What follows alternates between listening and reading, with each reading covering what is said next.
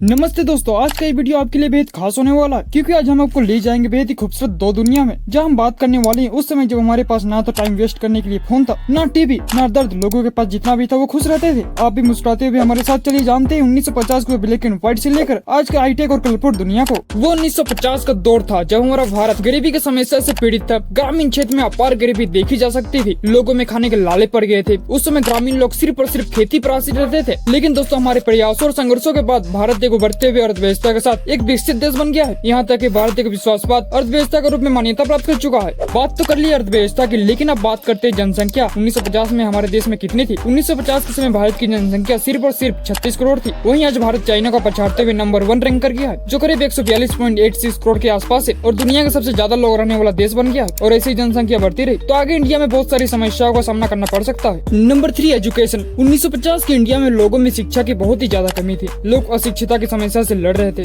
शिक्षा न होने के कारण अंधविश्वास उस समय बहुत ही ज्यादा था। अंधविश्वास इतना था कि लोग मरने मारने पर आ जाते थे, जो कहीं न कहीं आज भी कई गाँव में होता है। वैसे 1950-51 में प्राइमरी स्कूल की संख्या लगभग 2,10,500 कॉलेजेस और 20 यूनिवर्सिटीज थी। लेकिन आज भारत शिक्षा के क्षेत्र में महत्वपूर्ण सुधार किया है। अभी आपको हर गाँव शहर में स्कूल तो जरूर मिल जाएगा। आजकल भारत में उच्च शिक्षा के लिए कई महाविद्यालय, विश्वविद्यालय और अनुसंधान स्थान है। लोगों में भी अंधविश्वास में कमी आई है।